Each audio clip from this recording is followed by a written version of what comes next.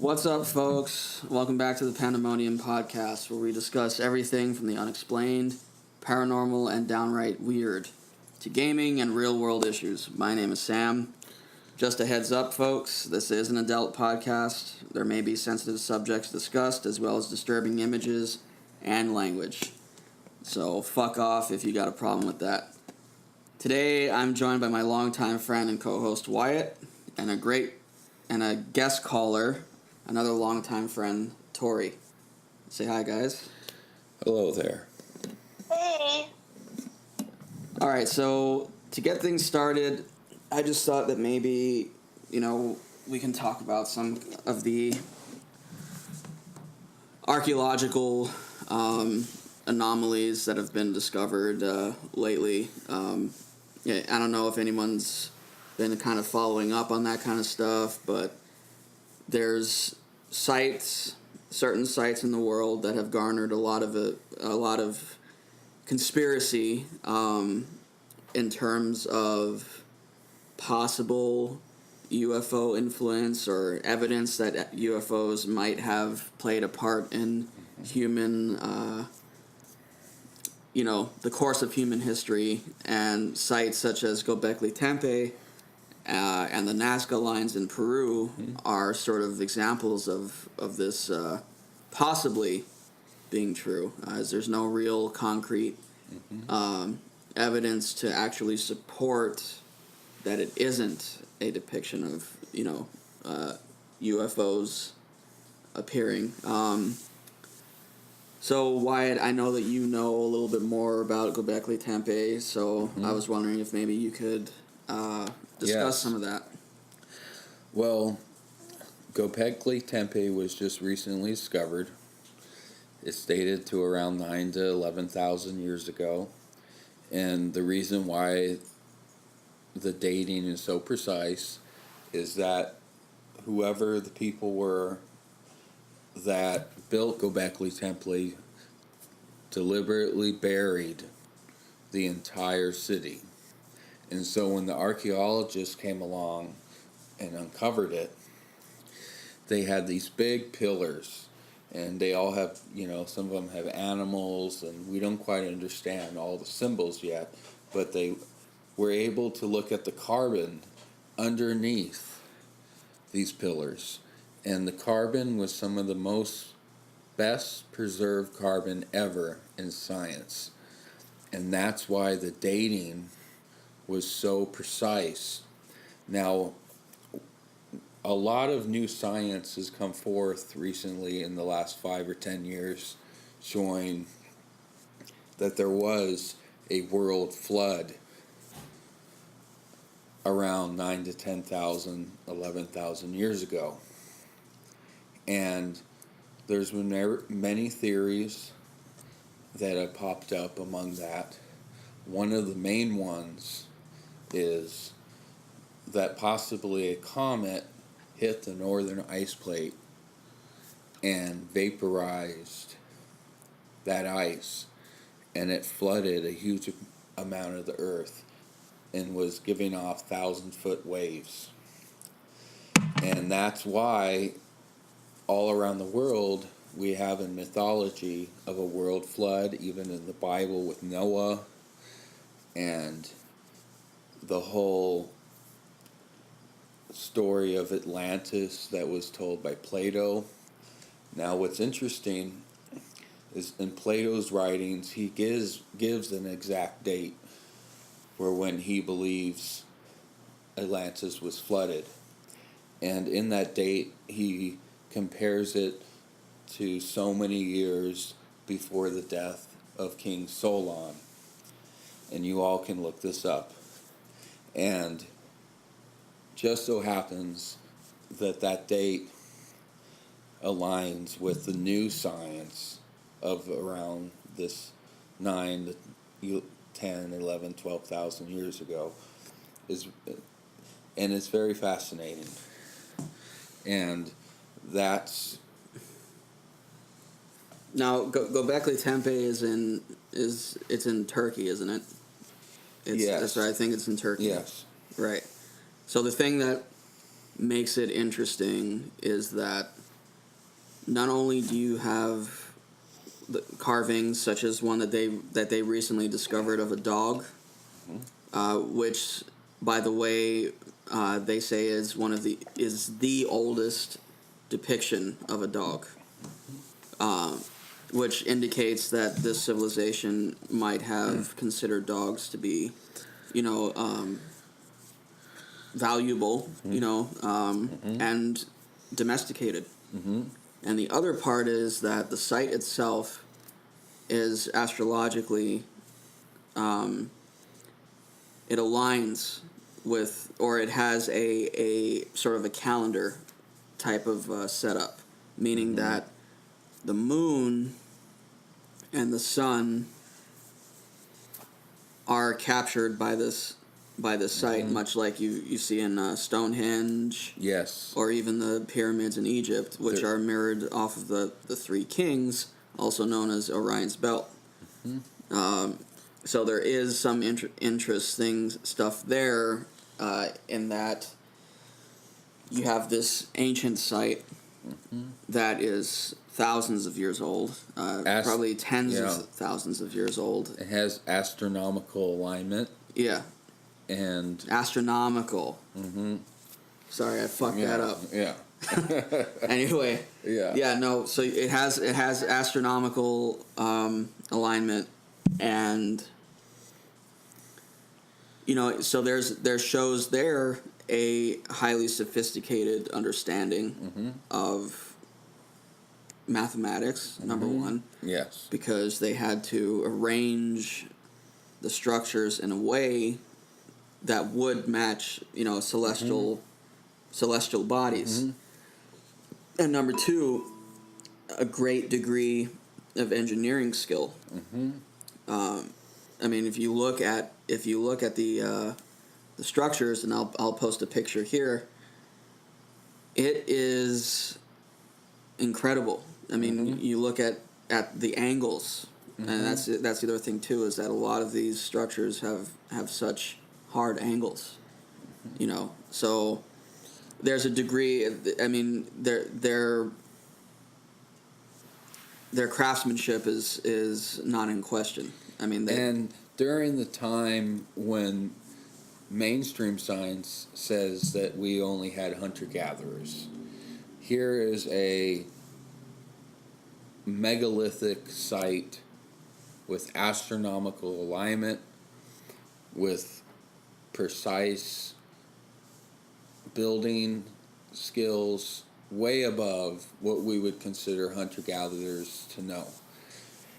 And this is evidence that humans have been more civilized in the past, and that we were probably wrong about when hunter-gatherers, that there was only hunter-gatherers. There's hunter-gatherers right now in South America and Africa and places where this is exactly what they're talking about. And then also we exist along with hunter-gatherers today. So we need to keep that in perspective, that there could have been a time in ancient history where there were intelligent humans and also hunter-gatherers. And, that's what we need to give humans credit for. Because look at Egypt, look at the Sphinx.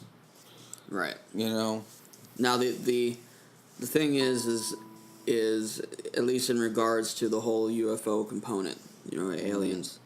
A lot of people have asked the question, why is it that so many ancient civilizations have such a fascination with either certain stars, certain star clusters like the Pleiades,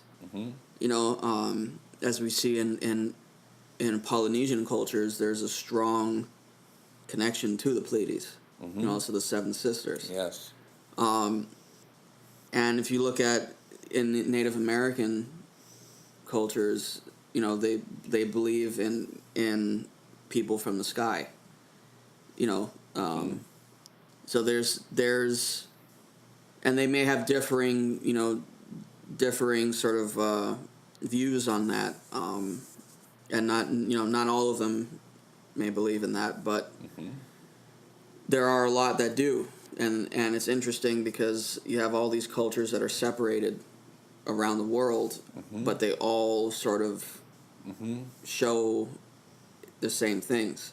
Yes. And they believe in relatively the same things. So some of these people that have been asking these questions, they often ask, well, what caused ancient humans to become so fixated on the stars, on the heavens? And I mean, the sky is gorgeous at nighttime. Even by humans today, we look up at the night sky and we're blown away. So there's that more literal, the more logical explanation is that, wow, they were just blown away by the raw majesty of the sky that they could see, all these billions of shining lights in the sky, and that became the heavens, right? Or the other part is when you look at these cultures that have actually gone out of their way to physically depict something from the sky. That is when it kind of gets even more interesting, because, like, for example, the Nazca Lines in Peru, we know that they're so peculiar in that they're really the only one of its kind, on the earth. They're massive geoglyphs. Geoglyphs are giant pictures, by the way, that are done in the landscape itself. And there's also the lines. And when you look this up, you'll discover that some archaeologists actually believe that they were constructed 200 in the year 200 BC. So that's 200 years before Christ. And about 500 years before the actual geoglyphs themselves. So the lines are much older than the geoglyphs. Okay? That's right. So, in my mind, and this has been a source of great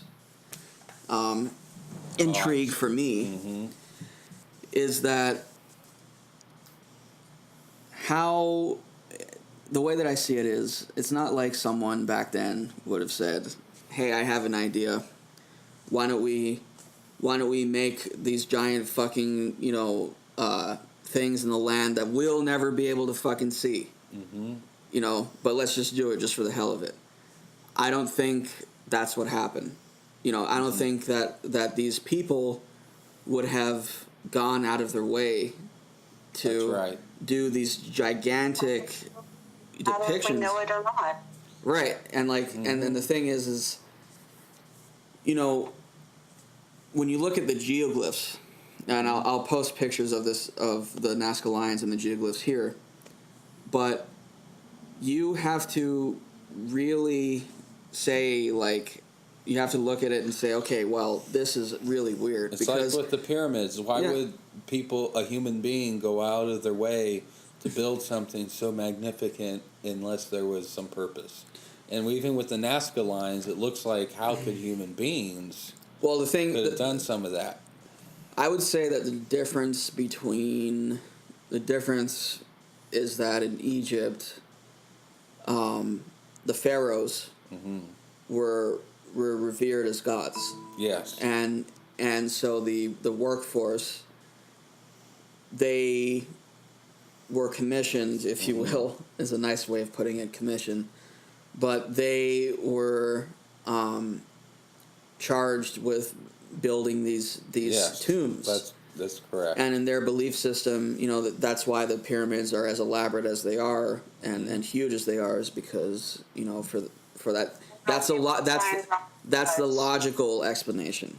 Now there's a whole other component to that where people have been speculating about it for decades. What is the real purpose of the pyramids?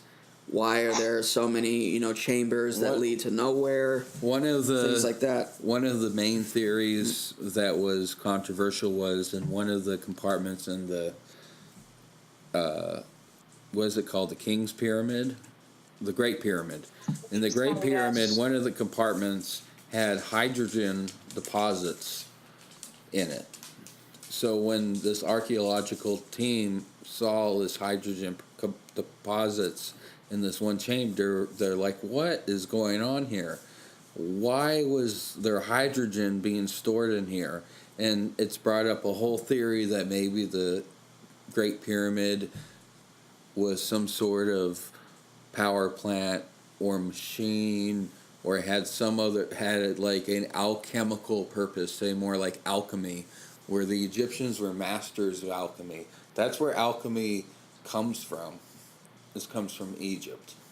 And maybe the pyramid was a mixture of things that produced something that is way more than our human mind can comprehend at this point, because we haven't discovered it. So, right. But this hydrogen deposits has given out all these theories. Why is that there? And it's fascinating to think about. Now the other thing is when you look at, and I'll post a picture of this here too, but if you look at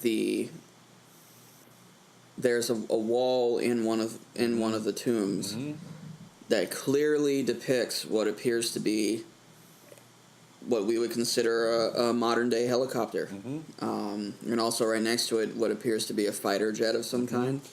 Also, now some people. Isn't there one that shows like a UFO? Am I incorrect when I say that? No, that's actually on the same slab. It's on the same. It's on. Yeah. One looks like a ground cruiser from Star Wars, from The New Hope, where Obi-Wan and Luke just. You're talking about the land speeder. Yeah, land speeder. Now the thing is, you've had some experts in the field that have come forward and have said, well, that's actually a depiction of, like let's say a locust or different insects, or that they're different. They're symbols that aren't and that's it's just what they call pareidolia, which if you don't know what that is, it's the brain associating shapes into familiar ones. Yes. And that's why when you look at clouds and you say, oh, that one looks like a horse, it's your brain that's trying to compile a familiar image. Right. So they've tried to say, well, that's what that depiction is really of. It's just insects, but I think that it is it's too specific a shape, and it's like, what I mean, it's like it really stands out. At least the helicopter one really stands out, because on the very top you can see, and you'll see it right here again, the rotor blades on the top, and what appears to be under the fuselage, an opening that could be like one of those carrier helicopters. That's right. The cargo, the ones that are designed to carry things rather than carry people. But also, this is reminding me that they also uncovered in Egypt, and Sam knows about this, where there was a wooden carving of a bird, and this bird just so happened to be perfectly mathematically aerodynamic, and they made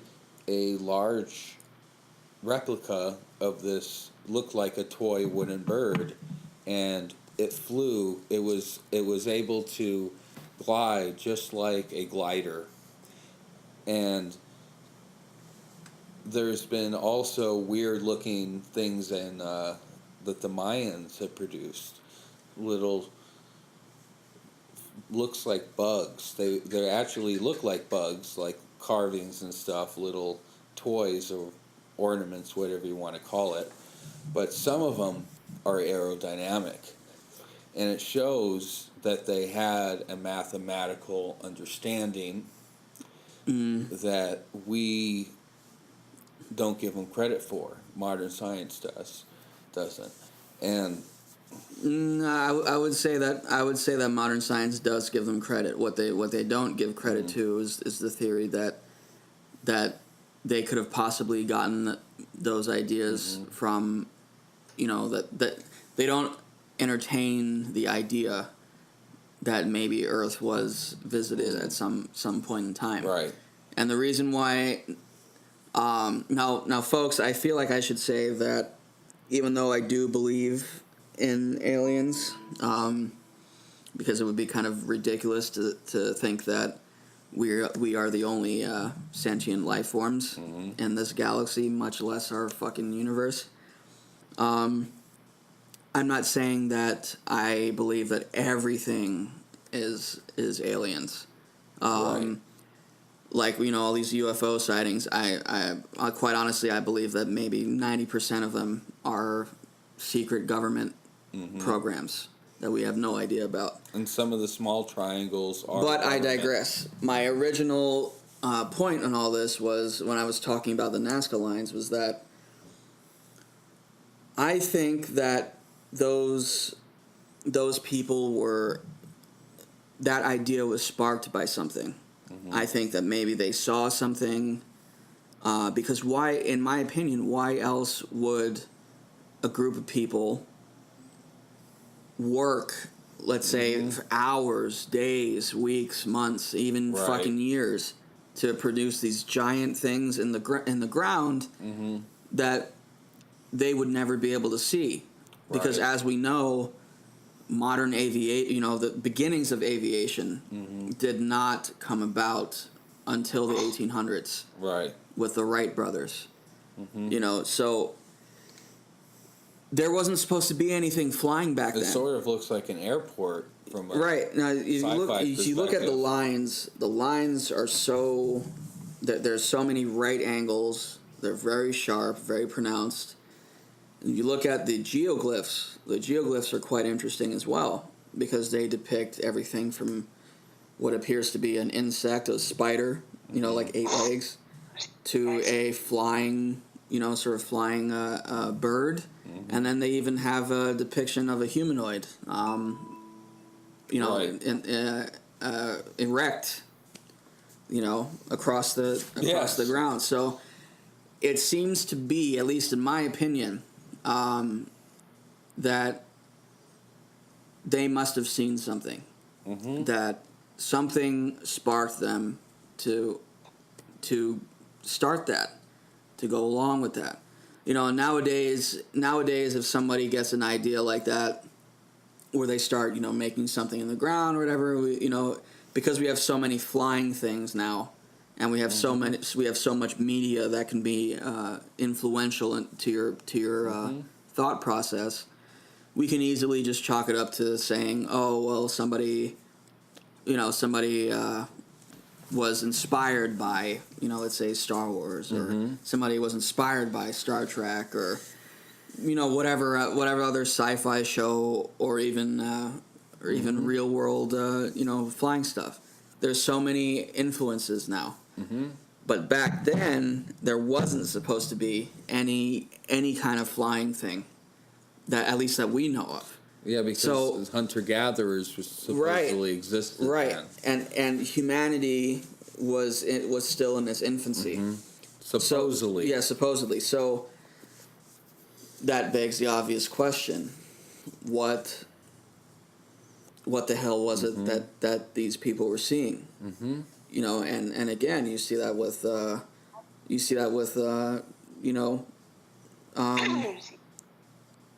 Mayans and the Aztecs. The Mayans have they built pyramids as well. Yeah. And they worship the sun. Yeah. And they sort of disappeared. They're on their boat. Yeah. Right, Toris. To guide them home. Yeah, and the other thing, if you don't mind me adding in, people forget that back then there wasn't something called light pollution. You could see every star. Yeah, true.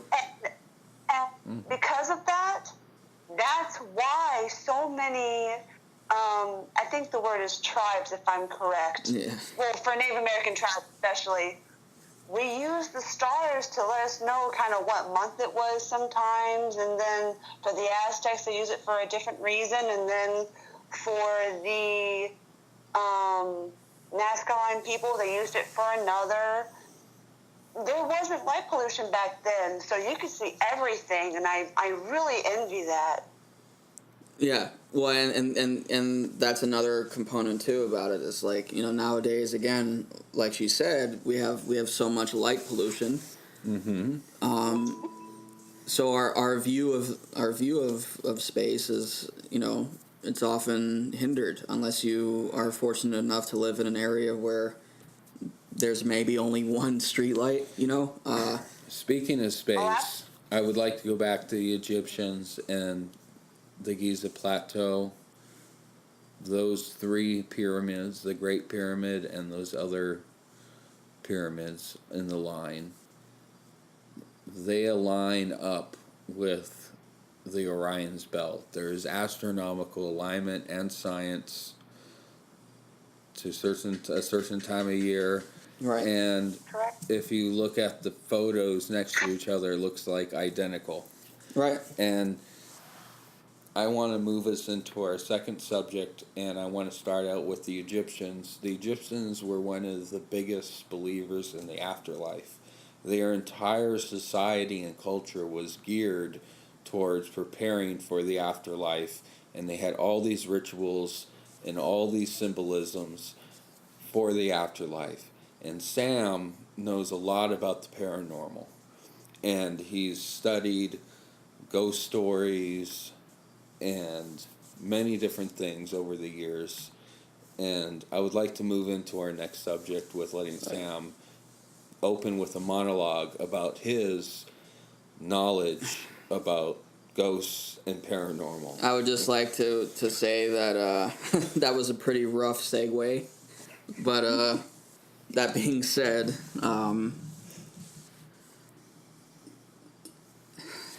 I have had in my life, I'd like to think that I'm a very logic-oriented thinker.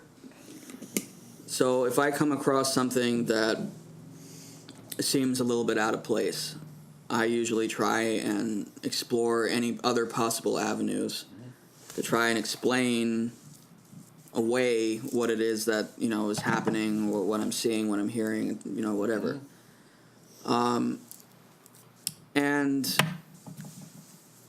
I gotta tell you, there's been quite a few times in the last few years where I have had experiences that lead me to believe that there is an existence beyond this one, beyond a shadow of a doubt. And I'll just give you an example. I had a lot. There used to be a lot of noises in this house. A lot of stuff moving around. And then I remember one particular instance. Me and my roommate at the time, I was in my room. We live in a 3-bedroom house. So I was in my room, which is on the far right-hand side of the living room. And my roommate, he was in the middle room, which is exactly where it sounds like it is, in the fucking middle. Then there's the main bedroom, which is where my mom sleeps in. But it must have been, let's say, 1 in the morning. I was dead tired, and I had laid down to go to sleep. I must have been asleep for no more than 40 minutes, and I heard my dogs growling in the living room. I didn't think too much of it at the time, because I thought, well, maybe because we do have chickens that roam in the backyard.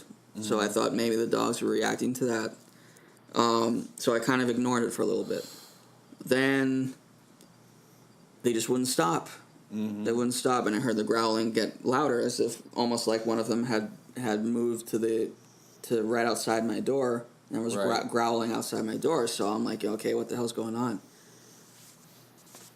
I get up, I walk to my door, I open it slightly. I'm not going to lie. At this point, I was a little bit, kind of freaked out. I peeked my head around the edge, and I see that all 3 of my dogs were staring out onto the sliding glass doors that lead out into our lanai. And it was pitch black, and the curtains were wide open, and they were seeing something. I couldn't fucking see what the hell they were seeing.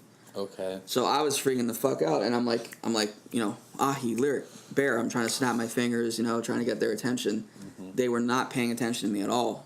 All 3 of them were fixated on the window. So I'm like, okay, I'm just gonna go back in my room, I close the door, I lie down, I try and calm myself, okay, right. I start dozing off, and it didn't feel like 10 minutes, maybe 15 minutes after that, on the other side of my wall, where I had my head, there's this heavy thump, almost like somebody punched the wall, but with such force that it hit my head. I shot up. I'm like, what the fuck? What the fuck? Not even 2 seconds after that first hit, out of the middle room, I hear a loud bang on that window. Mm-hmm. And I hear my roommate get up, and I hear him go, what the fuck was that? So both of us, we step out of the bedroom.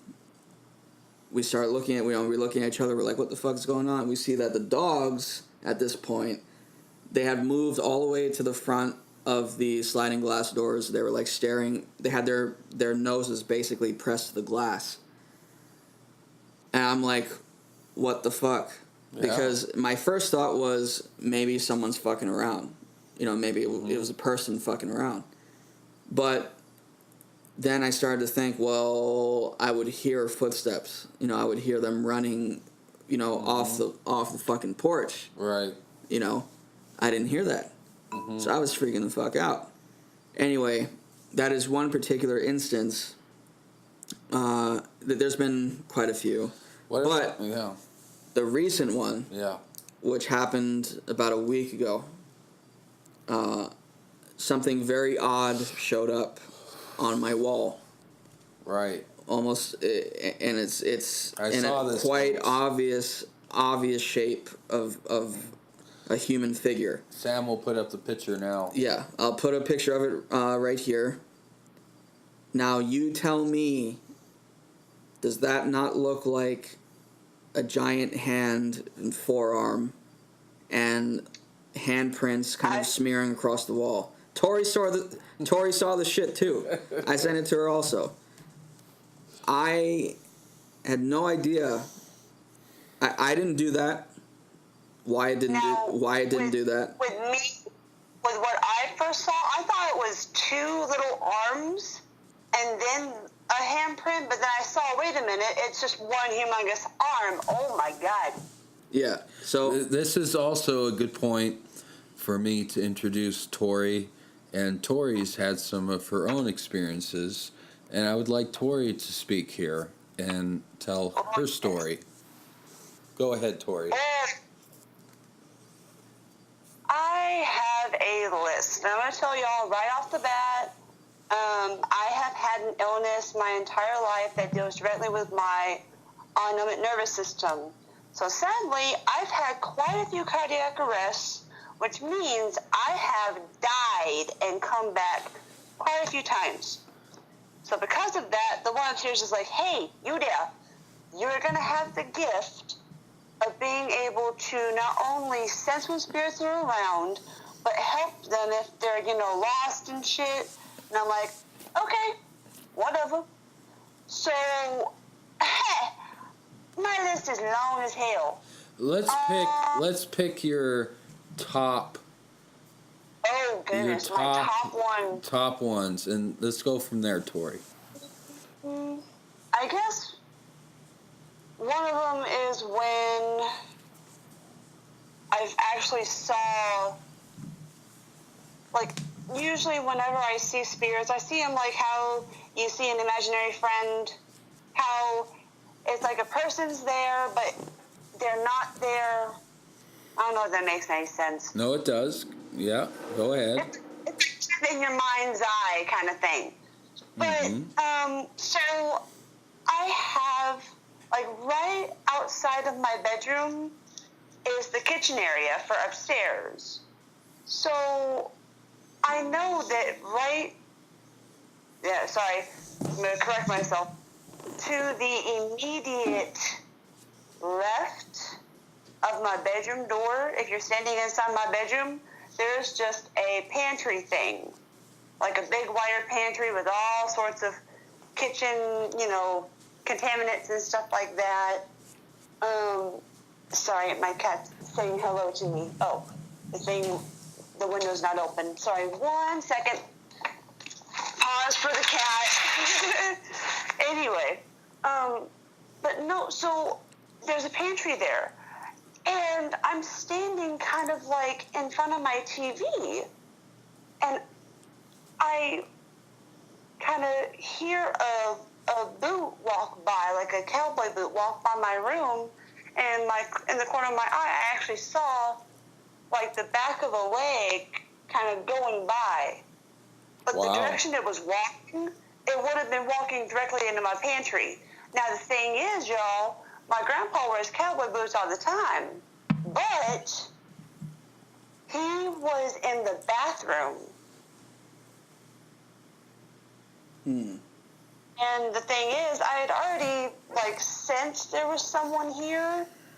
But it wasn't anything, malicious or nothing. It was just someone passing through, because we live in front of a creek called White Oak Creek.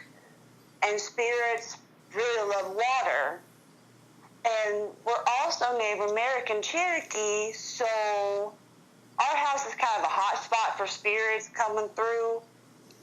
So I knew that there was something there, but what tripped me out is I actually saw the leg, walking by.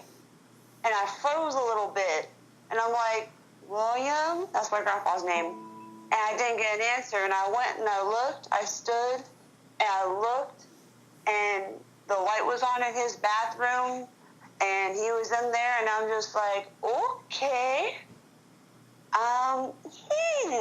I need to talk to my grandma because this one's interesting.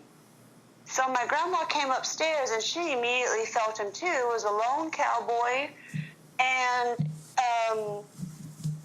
it was really funny. At one point, I stood at this window that's like a half-dome window, and it looks out into my backyard, and instead of seeing a forested backyard, I saw, in my mind, I saw a campfire with 2 or 3 cowboys. One of them was the same cowboy that had walked past my bedroom, or walked, kind of going by my bedroom. Right. And they had the, wagon with covered the dome tops and the horse and everything. Mm-hmm. And me and my grandma laid in my bed, and we just welcomed them, and we asked them how they were, how long they'd been traveling, stuff like that. Well, we didn't really ask, rapid fire ask questions, but we were giving the impression of, hey, we would like to talk if that's all right, because they were just sitting around the campfire, not really doing nothing, just resting like cowboys do, because they were tired. And where I live is the southeast portion of Texas. I live about 45 minutes north of Houston in a small town called Conroe. And I'm not surprised if in the western days cowboys came through here. Mm-hmm. Of course they did. I would not be surprised at all. Mm-hmm. So the thing, well, not funny, but really cool thing is that I had a voice recorder at the time. So I just pressed record, and I both said it, but also kind of said it out loud in my head, if you want to talk, if you want to be heard, this thing can help you, this little device in my hand can help you. Well, I think I said box. This little box in my hand with this little red circle on it can help us hear you better. Okay. And the reason why I said box instead of device is because this is like the Western, like, cowboy. They don't know what device means. Right. They know what box means, though, and it's like a kind of maroon color. So they might think it's a cherry wooden box with a bright red dot on it, which is just fine. Mm-hmm.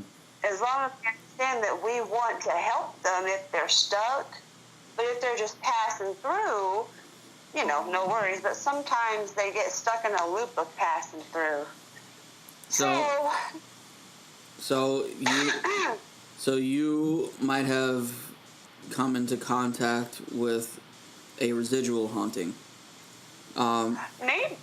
But the thing is that the more that we talk to them, we saw that, you know, it wasn't residual. These were actual people that kind of knew where they were. It's just they weren't quite done with what they were doing yet.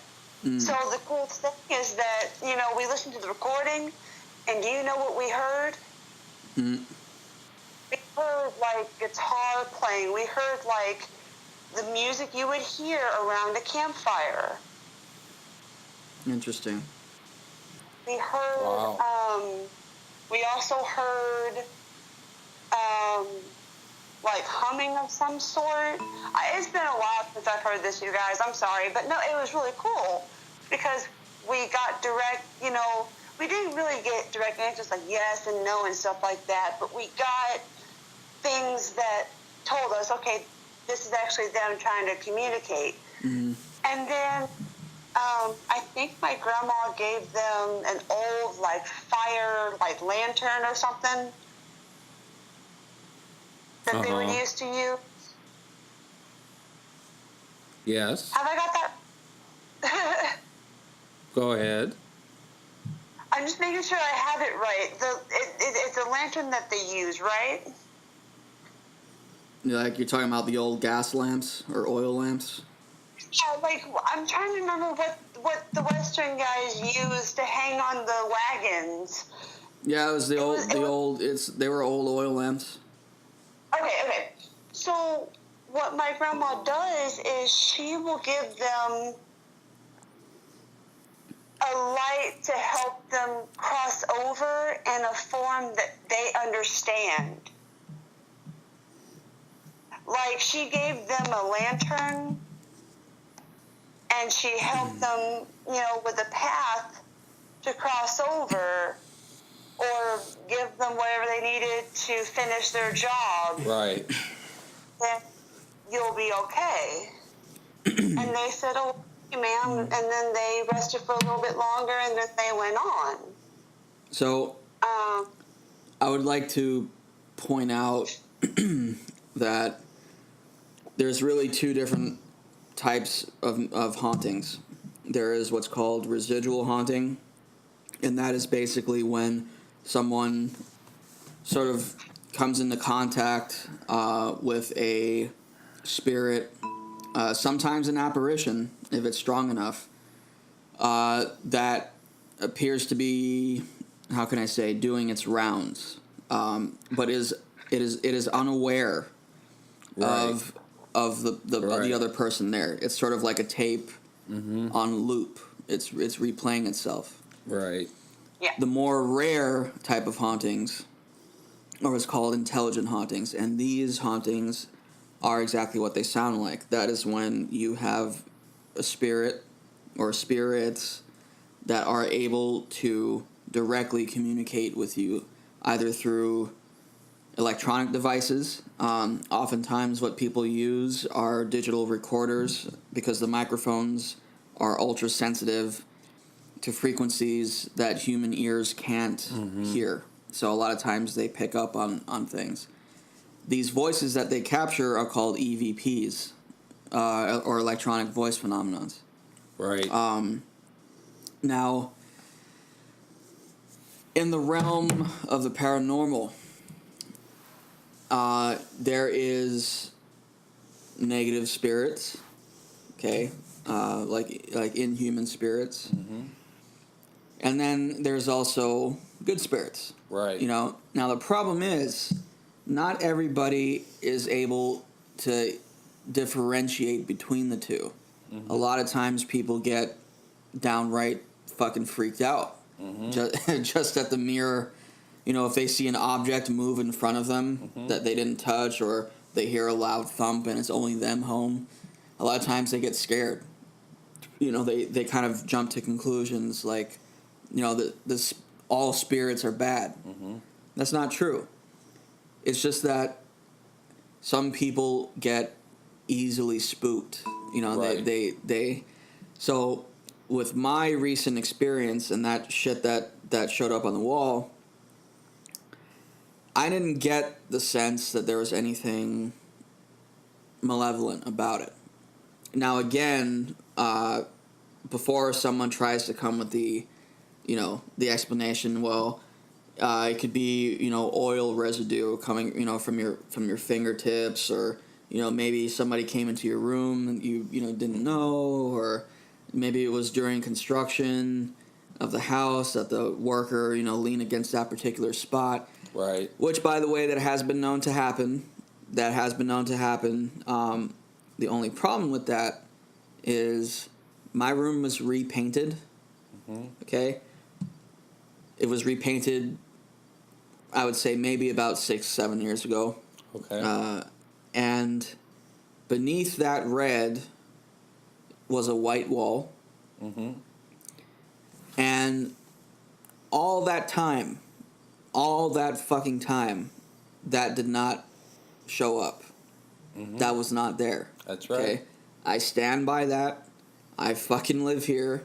That is my fucking room. I know who the fuck goes in and out of there. And it's always just me.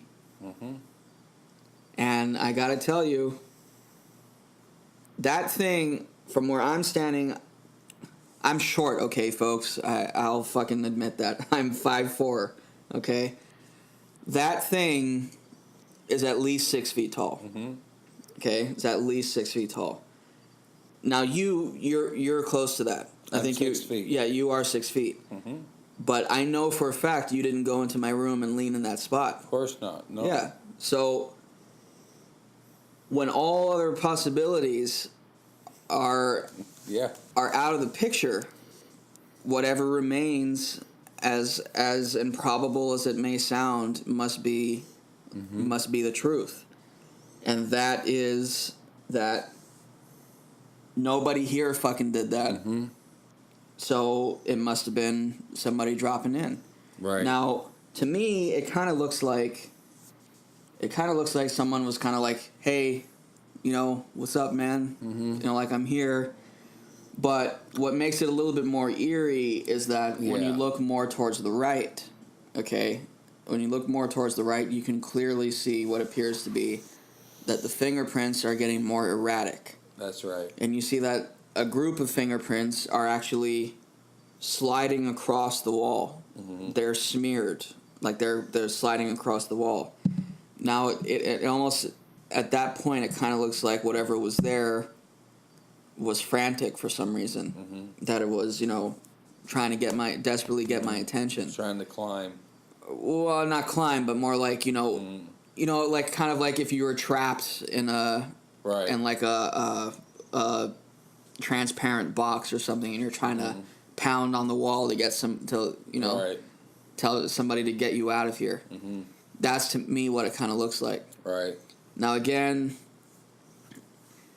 usually when you're in the presence of something malevolent, you can kind of sense that. You get this feeling that there's, if it's really powerful, that's when you either go under oppression or downright possession.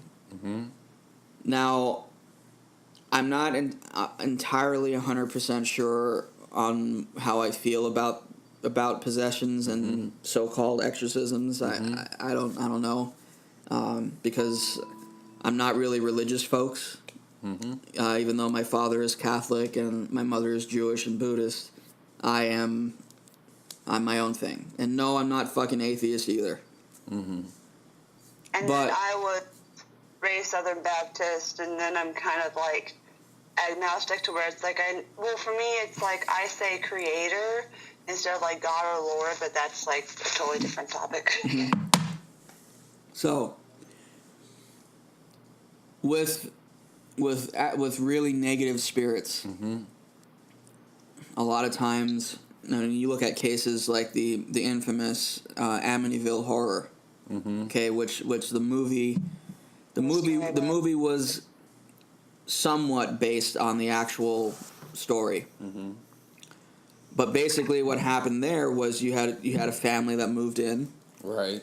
After, I think it was a couple of months only, the father completely snapped.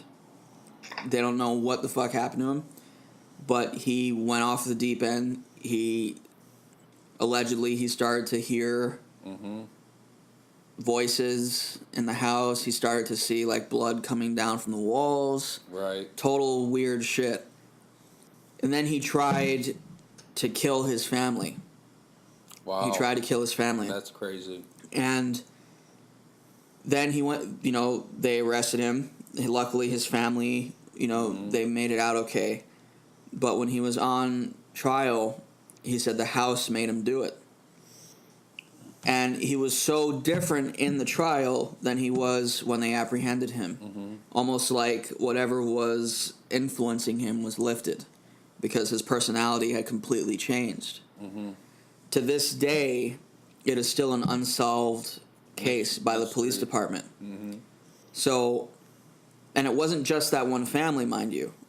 There were multiple families that had tried to live in that house that also had similar fates befall them. So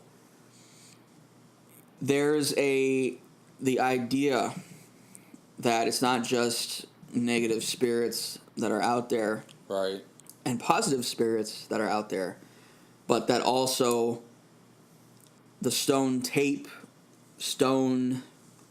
not stoned ape, guys, stone tape theory, which states that materials such as limestone, which is a porous, it's a porous rock, it's very soft. Water, running water, even wood, can basically have energy imprinted on them. Okay. Specifically from any time that there was a highly traumatic event that happened, or something that was highly energetic. So whether that is someone killing somebody else in a horrible way, or if it was somebody slowly passing away and their loved ones, stricken with grief, that kind of emotional torrent of energy, they believe that it can be absorbed into the very materials that are there, whether that's a house, like if you look at Gettysburg, folks, by the way, there's a tremendous amount of photographic and video evidence out there that show that place is absolutely haunted. Yes. Which really is not surprising at all, because Gettysburg was one of the bloodiest engagements of the Civil War. If you've ever seen pictures, it's horrifying to see all the dead bodies. Right. So we know that was a highly charged, energized area. Right. Because there was a lot of death, a lot of destruction, a lot of emotions. So it's no surprise then that people have reported seeing, and have filmed what appears to be apparitions. And almost all of the reports out of Gettysburg all have to do with residual hauntings. So that, again, means that they are witnessing spirits sort of doing what they were doing when they were alive. Like there's a piece of famous video footage that you guys can check this out on YouTube. You just type in Gettysburg field ghosts, and I think you'll find it. But as a family that was videotaping, they got out their camera because they were seeing some crazy shit at the far end of the field. And when they zoomed in, you can clearly see figures that are moving up and around the thick brush, but in a way that is unlike how a human would. Because they're moving so fluidly, they're moving so quickly, Right. and the bush is thick there.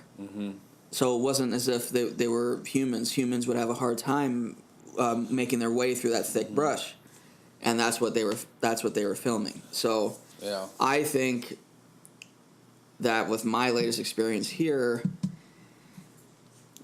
it may have been an intelligent haunting, but I really don't get the feeling that it was anything malevolent.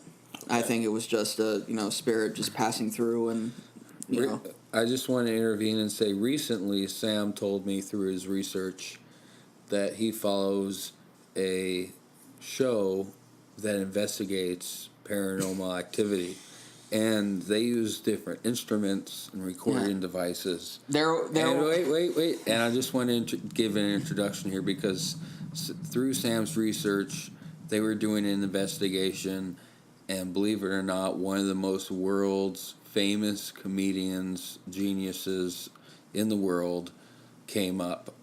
And I would like Sam to tell what happened and how those devices work and how they pick up all these things. I think I know. So, some of you may have heard of the show. It's very popular. I love it. Say what you will about it. I love it. I don't think that.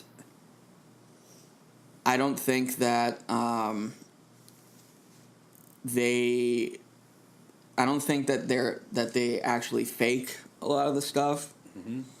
I mean, because when you look at the first season 1, along with their documentary, their self-titled documentary, back in the 2004.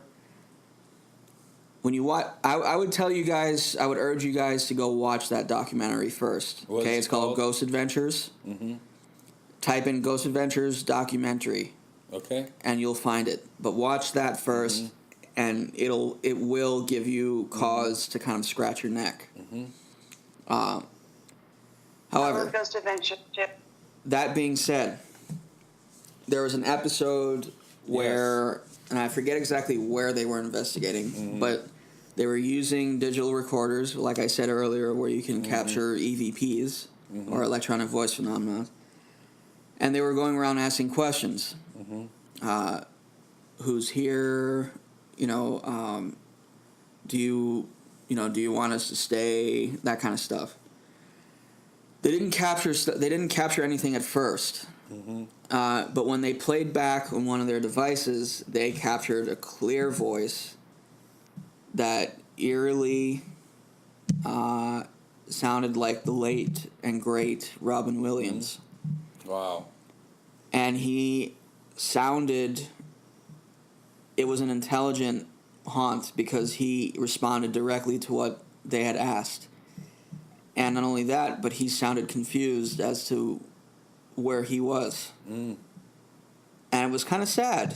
It was kind of sad to hear that. And the reason why they thought it was Robin Williams is not just because of the story associated with the place that they were investigating and how that tied into Robin Williams, but also they were able to compare it. So I'm remembering correctly, they were able to compare the vocal pattern that they caught to samples of Robin Williams' voice, and it was the exact same. Oh wow! Exact same frequency. That's incredible. So. Are you now? What was that? Are you looking up the clip right now on YouTube to try and see if we can find it? No. I'll leave that up to you guys. You can find that clip yourself. Yes. But True. Anyway, I think that bottom line when it comes to the paranormal, I think if you are going out to try and investigate something or somewhere, I would urge you to be very careful. You don't know what you're what you could possibly draw out, I would tell you to never use provocation Don't ever, because it's just not. especially if you're in an area where, like for example, here we have a lot of, we have a lot of ancient spirits here, and a lot of people will tell you, nope, we don't fuck with that. We don't. We're not out to investigate this shit. Right. Because that is considered, that's like you're opening a can of worms if you do that here. Same thing on the mainland. If you go to places where there's Native American burial grounds, you have to tread very carefully on what you're doing. Remember now, there used to be 500 nations, Native American nations. Right. I don't know how many now, but I know it's a lot less. Yeah. And speaking on Native American, and also speaking on negative experiences, I have a double whammy experience for y'all whenever y'all are ready that involves both Native Americans Go and ahead, Tori. really malevolent stuff. Please go ahead. So, okay. So it was me, my man, Mr. Chris, and then my grandmother, and we were in an RV traveling back either to or from my doctor who is in New Hampshire. So I believe, oh goodness, I'm sorry, I'm trying to remember the exact state that we were in, but we were more up north on the eastern coast, so more in the woodland areas where there was actually we were in Virginia.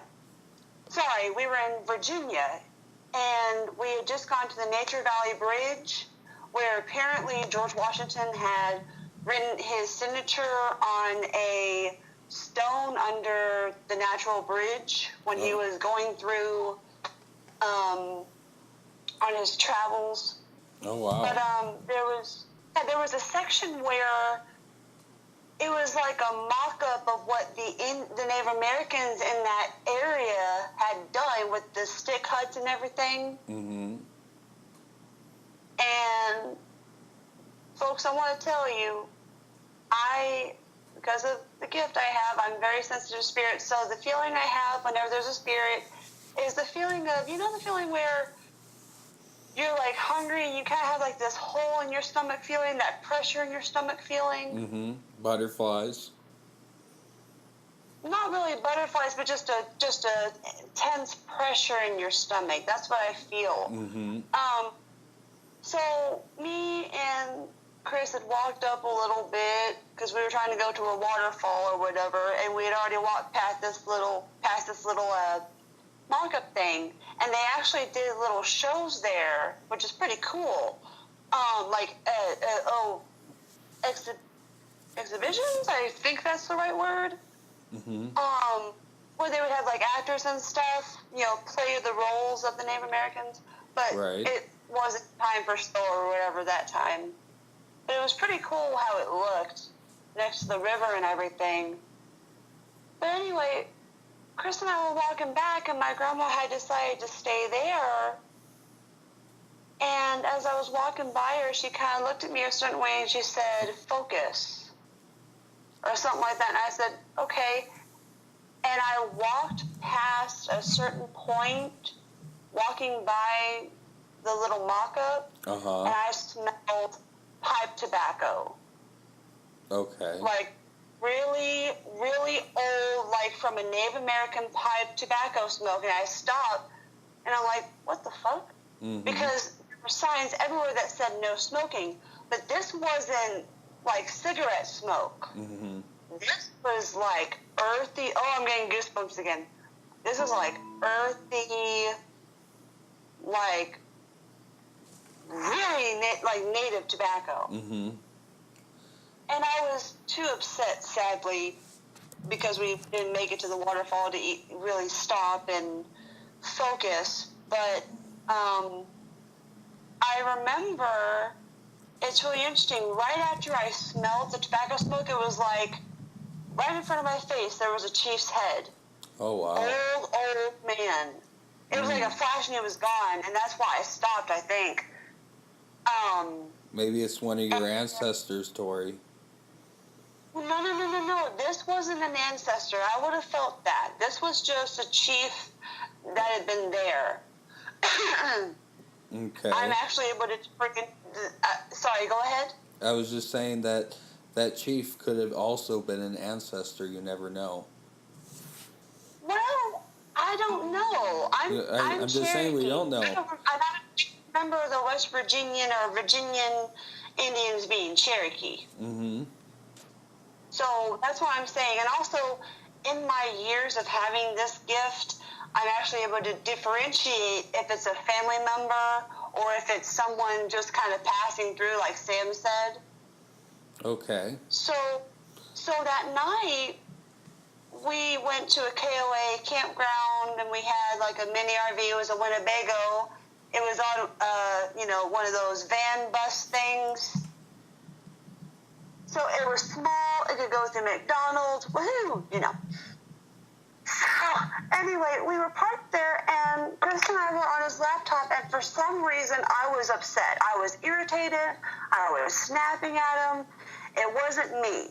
That's the one thing I knew. It wasn't me. Mm-hmm. And I didn't like it. And so I gave him a kiss, and I said, I'm going to go sit outside for a bit. He's like, okay. Right. So I went and I sat outside in the fresh air and relaxed for a bit. And this was in, like, the woods, man. Mm-hmm. Like, 5 trees within every, 10 trees within every, 10 feet. Mm-hmm. But cut out slits for, the RVs and stuff. And it was nighttime. And I was sitting on the picnic table with my back facing this trail, and I felt something. I looked behind me, and there they were. It was an entire tribe that had been walking for I don't know how long. It was the same exact chief that I had seen for a brief second when I was passed through the little mock-up thing. And he looked at me and I said, that's why I've been pissed off. Because I saw them, my anger went, gone. Right. So I spoke my head and I said, Kathleen, there's someone here. That's my grandma's name. And Chris started to put his stuff down, and I didn't really look at him. I saw him in the corner of my eye. And she stepped out and she said, oh, hello. No, not oh, hello. She said, oh, wow. I said, yeah. Mm-hmm. And come outside. I said, no, hon, I meant paranormal. I'm sorry. He said, oh, okay. And he just popped back inside. Wow. And then we immediately, I love him for that too. I love how he's so chill about it. Some people would look at me like I had 3 heads, but he's so chill about it. Anyway, so my grandmother and I kind of brought forth the light to help them cross over because they were trapped. They were not residual. They knew they were walking for a long time, but they just couldn't get out. Tori, I have a question. How did she know they were trapped? Because I saw how they were killed. They were killed because of soldiers coming in, raping the woman. So you saw that they were roaming the lands, that they were unable to leave. That's the problem. They were so scared. They just ran for their lives, and they died when they were running. So the only thing they knew was to keep walking. And so my grandma and I sent forth a light that was, I don't remember what she gave them, but it was so amazing. The way that they left it was just every one of them just started ascending, little stars, and the chief waited until all of the people were gone. I'm getting emotional.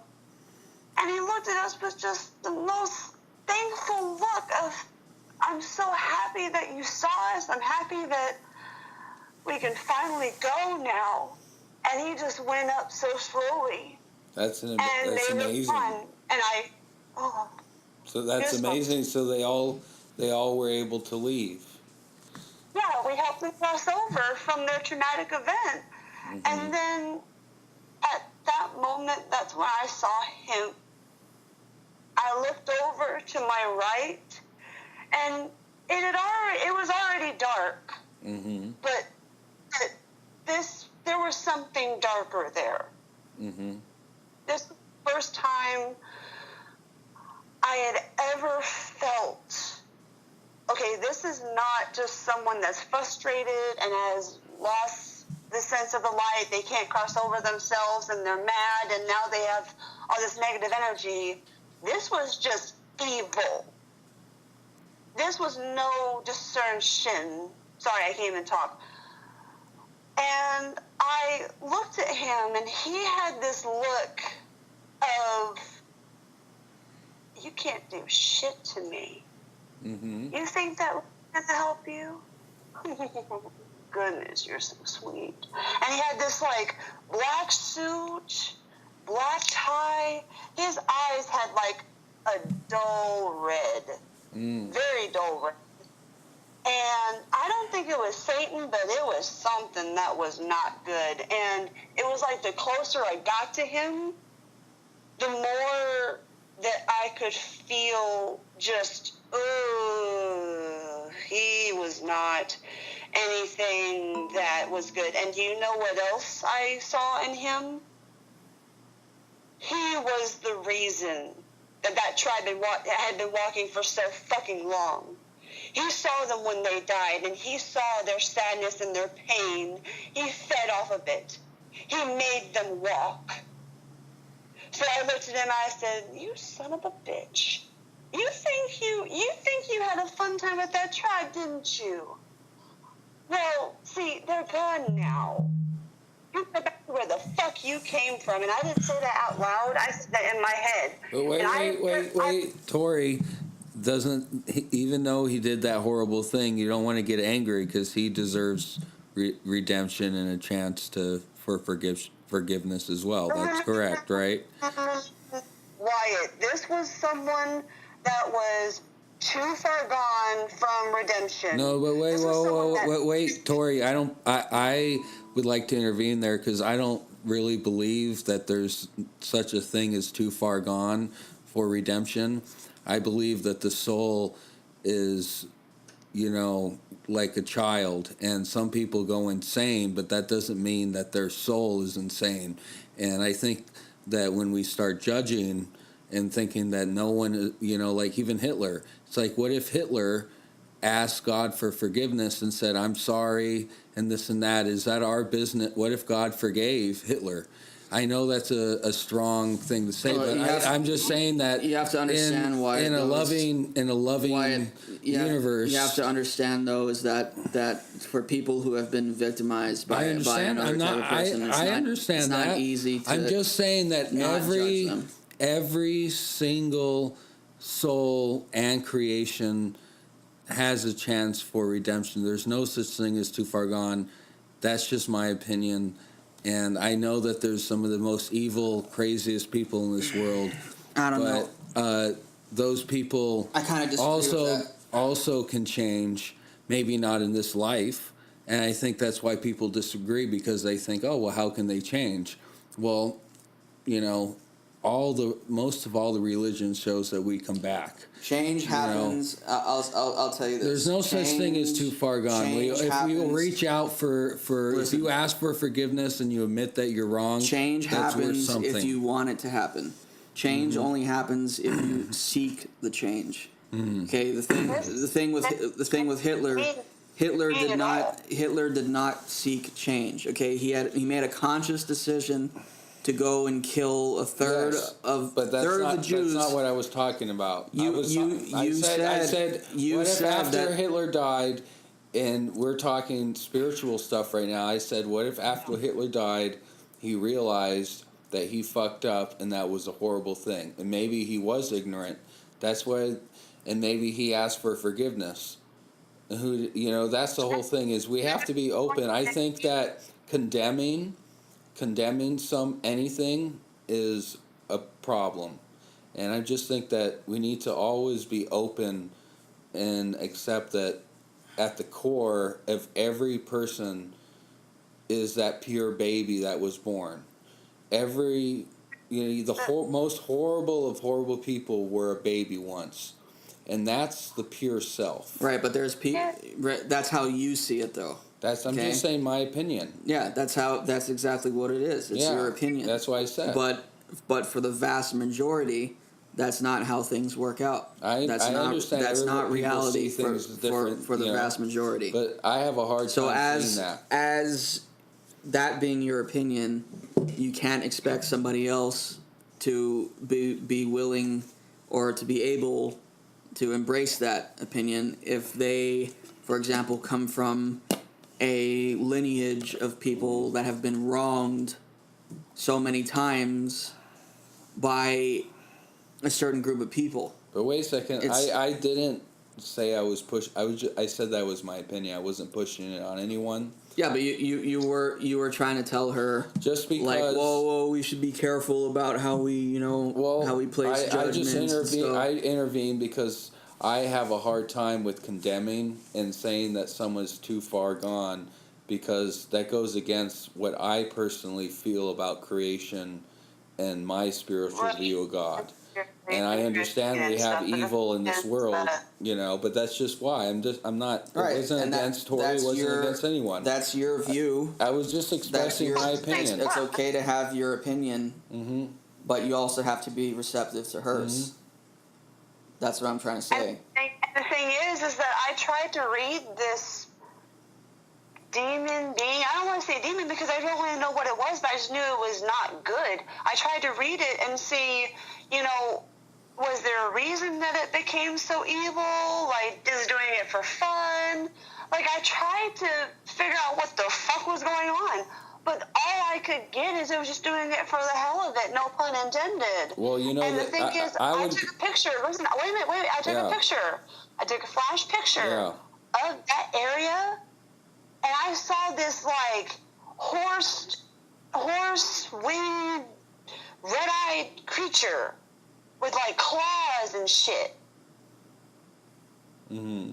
Even first saw it. Mm-hmm. And that is when my I've been reading a negative reading from this thing ever since I looked at it, stepped near it. There's no real reason it made this tribe walk for so many centuries, years, universes, however the fuck long they've been walking. There's nothing that I can do. There's no amount of light that I can put out that can stop him from doing it. It's just going to make him go away for a little bit, and then he'll just come back later. So I just need to, my grandma needs to help me, and we need to have him go away from this area so that people can rest peacefully and he's not being malicious and mischievous and all that shit. And, I do understand what you're saying, but I saw that this thing didn't give a shit about redemption, didn't give a shit about... Well, yeah, that wasn't what I was saying, though. I was just saying that to not consider someone too far gone, that for eternity they're going to be horrible, that people change, souls change, and maybe this spirit was treated horribly as a child, and maybe other evil, horrible people made this spirit who it is. Just like when you see in this world where there's people that are treated horribly as a child and they turn out to be a bad person or a murderer. They were once a child. And you have to, there's just a, I'm just, every fucking buddy was a child at one point, Wyatt. No matter what we do as children, you're going to end up however the fuck you're going to end up. If you end up like a criminal or a murderer, then that really fucking sucks. But the thing is But that you're there are not some people eternally think- that way. That's all I'm saying is you're not eternally that way. It's just within this lifetime. We all can change. All right, as since we're obviously voicing opinions here, I'll put mine out there that again, change comes to those who want it to change. If people are dead set on, if they know that what they're doing is wrong, what they've done is wrong, and they don't find any problem with that, that's them. They don't want to change. Mm-hmm. At least So for this not lifetime. not everybody, and maybe in whatever reality exists beyond this one, because there are, like I said, there are both positive spirits and there are also negative spirits. Okay, that is without question. There is still a dichotomy there. There is light and dark, both in our life here, Right. and also in the next. That's true. So there's evil people or evil things that exist in the other reality, and there's good people and good things that exist A in the other lot of those reality. evil people change. You don't know that. We see that in this world. There's people that have done bad things in the past that have become great people. And there's also So yes. people that have done bad things that don't care that they've done bad things, that's and that true. still do bad things. yeah, that's So fine. they don't want to change. So At least change for this lifetime. does not always come, Wyatt. Some people want to change, others don't. I understand That's the that. We're not disagreeing. Anyway, switching gears now. Switching gears now. I want to talk about something that a group of our audience is going to be into, and it's the whole gaming industry. And I'm sure a lot of you have heard by now, or at least those that play games have heard by now, the whole controversy that has been going on with Activision and Bethesda Studios. Activision is a game developer and publisher that has been around since I was a kid in the 90s. And unfortunately, over the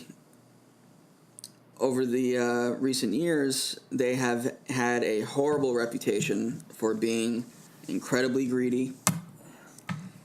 For example, one of the gaming industry's biggest titles, which is Destiny, is put out by a game developer studio, Bungie, back in 2010, when the project was underway. They brought on Activision because they themselves did not have the resources to publish this game. So they reached out to Activision, which was already an established publisher at the time, and Activision was brought on board. Now, during the course of Destiny, when they released the initial trailer for the game, there was a lot of things in that trailer that never made it into the final release. And that kind of pissed off a lot of players. That wasn't the whole thing, though.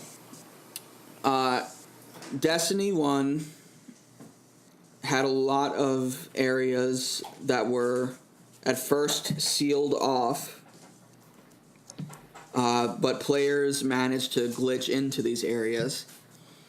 And they found that these areas were entirely complete. They even had enemies in there that you could not defeat because the enemies were at a much, much higher level than anyone at the time.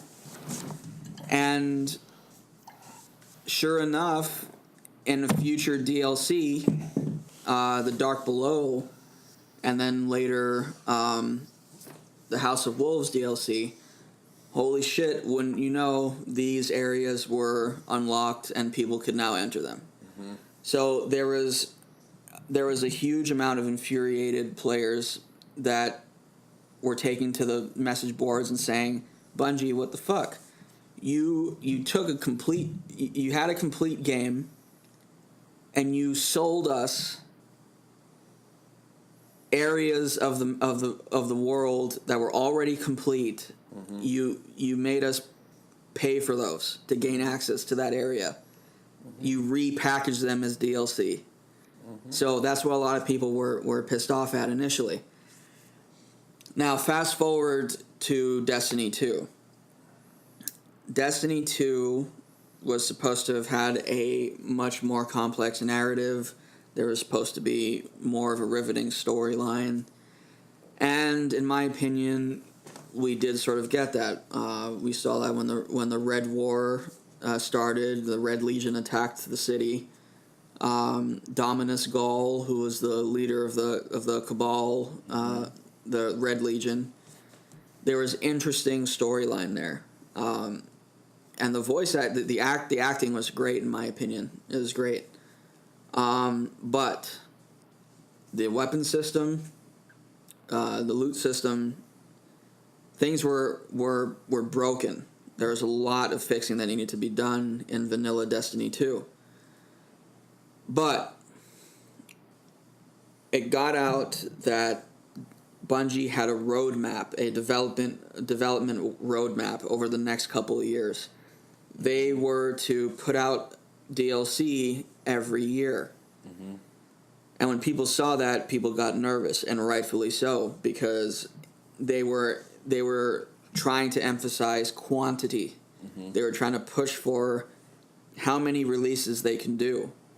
And for a lot of players, people know that when a company starts to look at profit, making more profit and pushing for more content at a faster pace, there's much more of a chance that they fuck up and that the content is sorely lacking. Okay. So what ended up happening is you had things like the Curse of Osiris DLC, which for non-Destiny players or people who know the Destiny lore, Osiris was one of the most powerful guardians that ever lived, and he was exiled from the city some time ago. It was speculated that he may have died, but when lore masters started digging into the lore, there were hints all throughout even Destiny 1 that Osiris was actually still alive, but that he was trapped in the Vex networks. And Vex are these machines that are they have dominion over time. Right. They can go back in time, forward in time, they can change timelines. They're very dangerous. But it was hinted that Osiris was lost amongst the Vex networks, that he was still alive, but that he was trapped in there. So, in Destiny 2 Curse of Osiris, we basically come into contact with his ghost, Sagira. And when we do this quest to bring Sagira back to life, she possesses our ghost. Funny jokes that Bungie was doing there.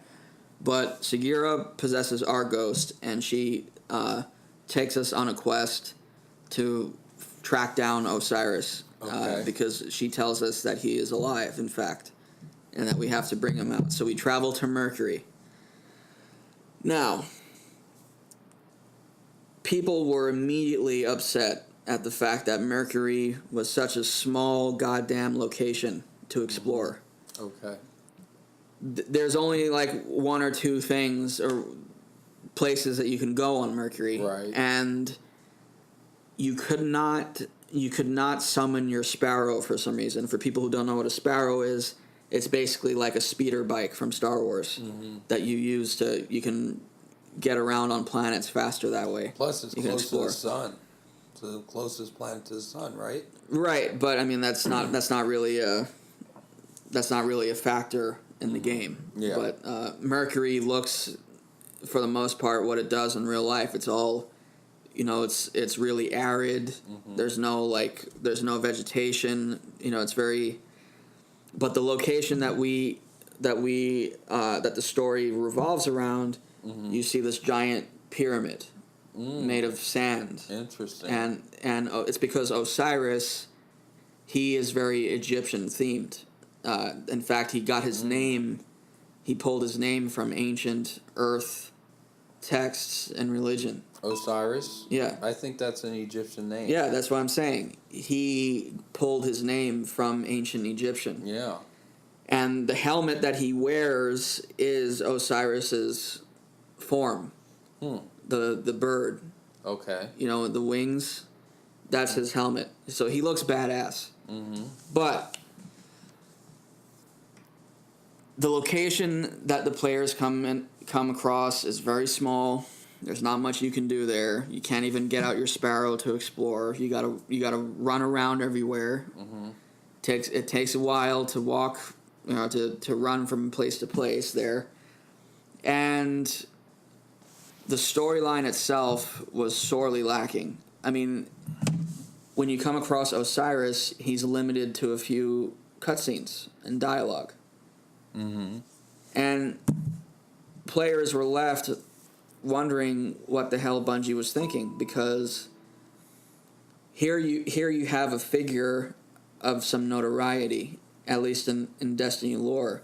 You have a guy that was hyped up to be, seriously one of the most powerful guardians that ever lived, and he was surrounded in mystery and intrigue. People whispered his name in the last city, and then when you meet him, he's confined to a few bits of dialogue and a few cutscenes.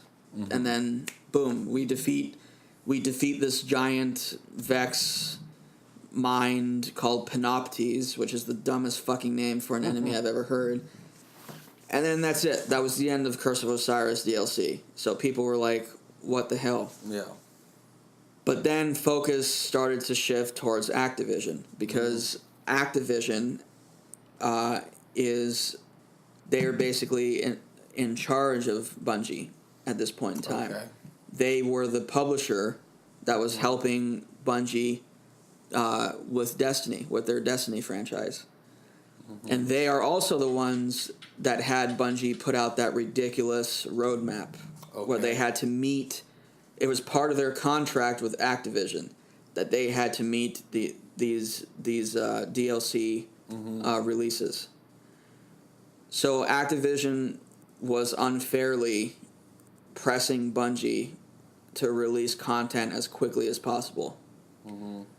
So while some blame can be directed at Bungie, I think a lot of it also has to focus on Activision, because they were the ones that were pushing for content to be released so quickly. And my guess is a lot of the Bungie project leads probably were not happy with the result. And so a lot of Destiny players were dismayed at that release. People were wondering, was it even worth the fucking $15 price tag for a DLC? Because it was so tiny. It was you could literally beat the campaign in like an hour. It was ridiculously short. Right. Then they announced the second DLC, which was coming out, called Warmind. And that was supposed to focus on Rasputin, he was an AI created during Earth's golden age to protect humanity. Mm-hmm. But, again, when that DLC came out, for as many improvements as it made compared to Osiris, there was still a lot of shortcomings. A lot of shortcomings. And they even contradicted their own lore. They brought a character in that in the lore was supposed to be dead. And in the lore, she's supposed to be, again, one of the most powerful hunters that ever existed. And yet when we meet her in Warmind, she's nothing more than an NPC that you only interact with every once in a while, that somehow knows the commander of the city and is basically like a child. Mm-hmm. And So people were like, how the hell could Bungie go against their own writing? Right. Because it didn't make sense. They took a character that was supposed to be long dead and brought her back in this DLC, but completely changed her personality. So anyway, there was a lot of, like, people were getting really unhappy with Activision at that point, and Bungie.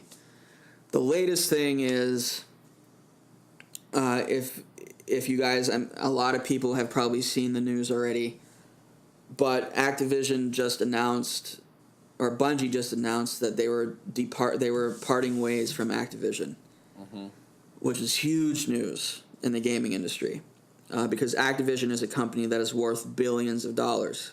Okay, Bungie has been struggling really to be on its own since Halo Reach, back in 2010.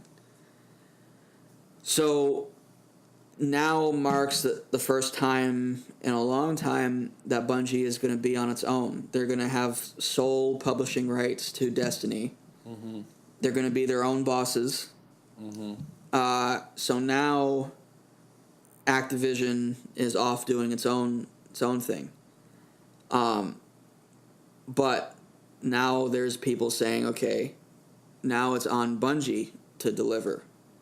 So if Bungie, if they release another expansion, say in the future, or Destiny 3, which is rumored to be dropping in 2020, we're going to need to see some major improvements. We're going to need to see, like, that Bungie can do this. Because certainly with this last huge expansion, Destiny Forsaken, they did show that they still got it. They can still make a riveting story. They can still throw in some twists and turns and, be a really engaging, compelling experience. But they're going to have to live up to that expectation even more so now. Because now they won't have Activision as a scapegoat. Right. So... and the other thing that's going on is that Activision has a branch called Activision Blizzard, which, again, if you guys don't know who Blizzard is, they are the company that created games such as Diablo and World of Warcraft, beloved game franchises. Activision Blizzard, at a recent, I believe it was BlizzCon, this most recent BlizzCon, they had announced a new Diablo game, and so a lot of people that showed up there were excited. People were, electrified, to say the least, at the announcement of a new Diablo game. However, when the spokesperson came out on stage and started talking about this new Diablo game called Diablo Immortal, which a lot of players thought was going to be the continuation in the saga, Diablo 4, they turned it into a mobile game, mobile only. Okay. So you guys can look this up too. It is really cringeworthy to watch. It's almost comedic, but if you go to YouTube, you type in Diablo Immortal flop or BlizzCon conference, you will see that when the guy announced, I forget what his name is, but when he announced that Diablo Immortal was going to be a mobile-only game, the whole crowd booed. Right. People booed because Activision, again, is wanting to push for sales and profit. They're only focused on their profit margins. So that means that any game that Activision has their grimy little fucking paws on, those games are going to have an in-game store where you're going to need to use real-world money to buy things. Okay. It's called microtransactions in the gaming industry.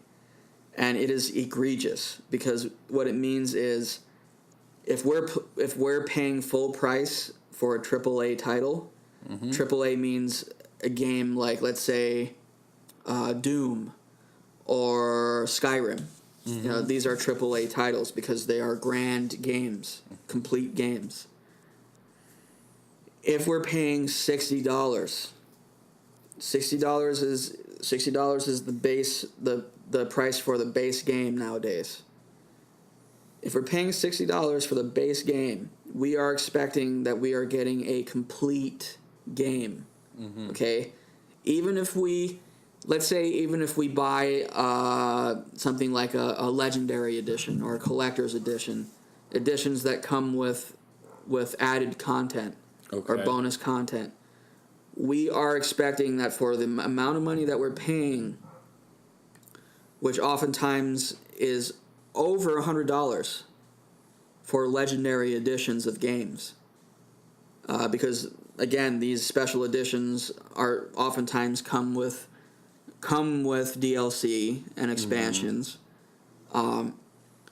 We are expecting that we don't have to pay any more money, okay? Right. Because we're already shelling out that much coin. But when we see games like Destiny 2 with shops like Eververse, where you have to use, if you want certain things, you have to use real world money to purchase silver, which is an in-game currency, in order to buy stuff from Eververse shop. It is bullshit, because now you're paying, say, $25, $30, maybe even $50 on top of the $60 game that you bought in the first place. So you're ending up paying almost $150 altogether for a game that was supposed to have everything complete and in it. So Activision is a notorious company for doing this kind of shit. Okay. And interestingly enough, in this last 2 weeks, they lost 2 CFOs in their company. One was poached by Netflix. He was actually brought on board as Netflix's new CFO. So he's in charge of their financial operations.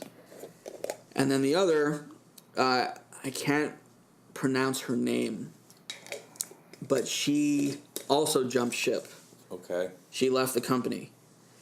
So now the question is being asked, is Activision in trouble? Because they lost 2 key players in their operation.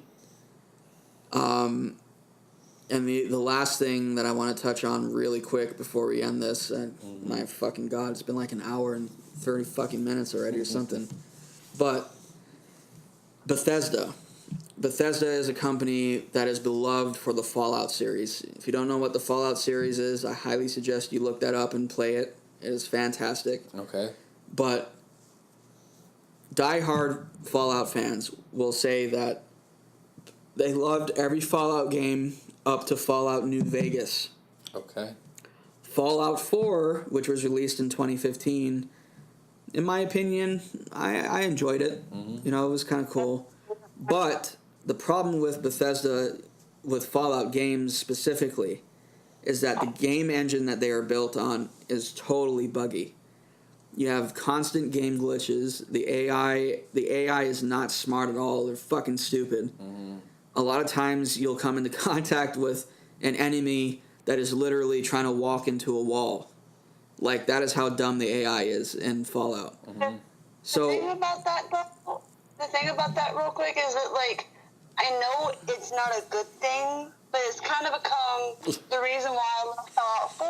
Like, I'll be making my house or whatever, and I'll look over, and one of my friends is totally, like, upside on his head, and I'm just like, what are you doing? Right. And that make it so much funnier to me. Right, and that...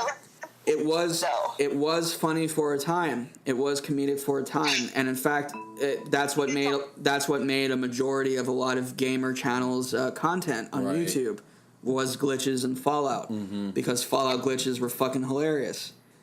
But no matter how funny it gets old. But with Fallout 76, which was a game that was released last year, shortly before Christmas. Todd Howard, which is the company's CEO, he came out, I believe it was to last year's E3, and he was unveiling the new Fallout game. He made all these grandiose promises and claims. He said, Fallout 76 is the most ambitious project Bethesda has ever undertaken. Mm-hmm. We've worked with game studios such as the folks at ID Software. ID Software is a company that made Doom. Mm-hmm. And you know, he said that that they worked with a lot of other game developer studios. Mm-hmm. So it made it seem like this was a big undertaking.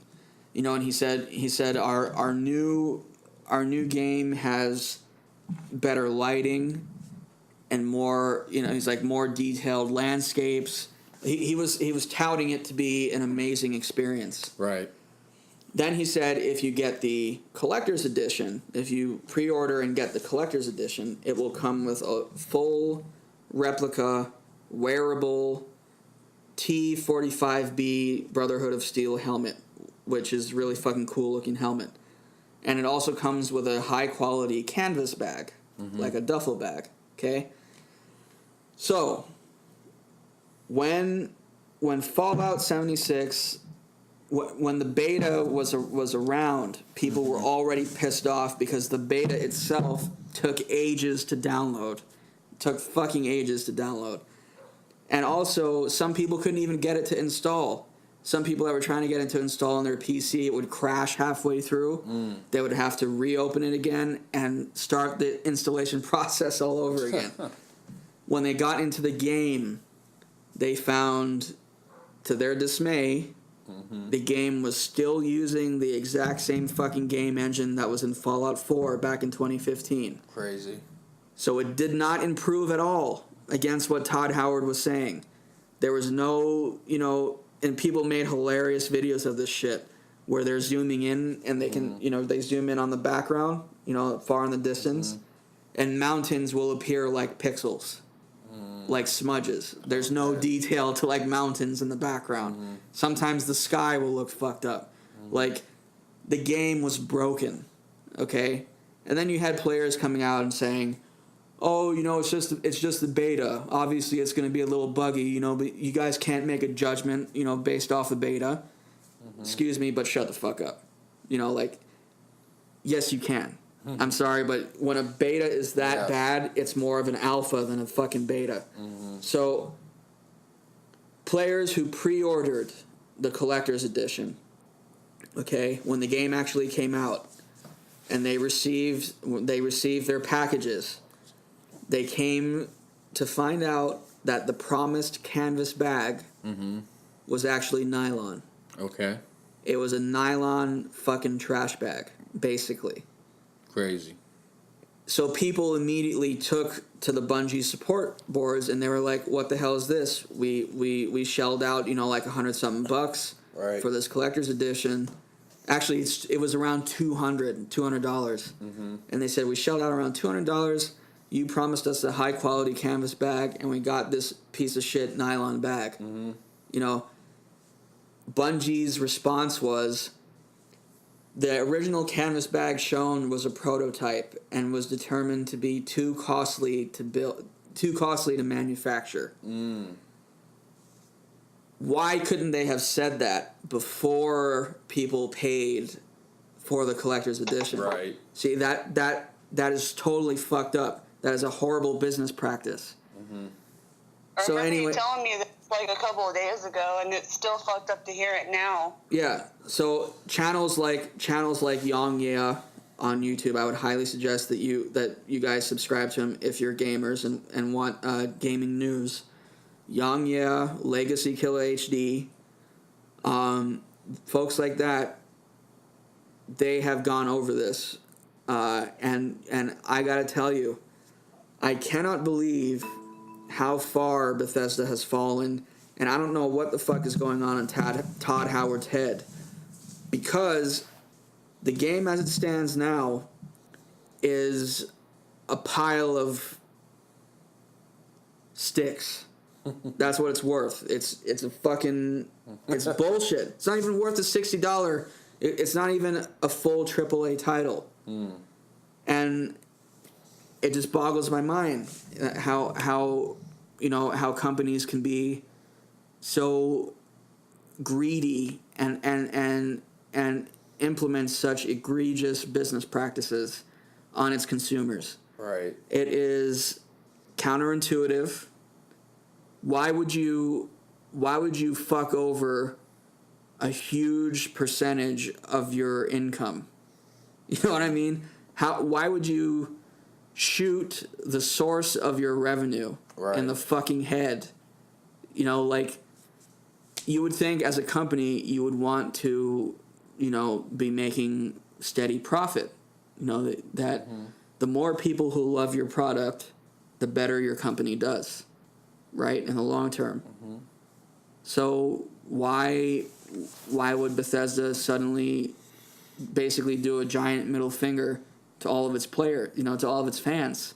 You know, and Todd Howard, interestingly enough, has been dodging all of these community questions and backlash. He has not really commented. And his I believe it's the chief financial officer, has gone silent for about 2 months already. Nobody's heard anything from him. So we don't know if he's okay. We don't know what the deal is with him, but Bethesda has taken a turn for the worst, and honestly, it's kind of making me question the future in the gaming industry. I hope this is not going to be the new norm. You know, any smart player will tell you to never pre-order anything until you've actually seen, you know, actual gameplay and what the actual reviews are. I think that's good advice, and we're going to have to wrap this up. And I think we could go on for hours with Sam's knowledge on gaming, but that was a good place to highlight, to leave it off on. And I'd like to thank Tori. I would like to thank Sam. And I'd like to thank myself, of course. Of course, you like to thank and pat yourself on the back, Sam, I'm gonna let Sam do our outro right now for the show.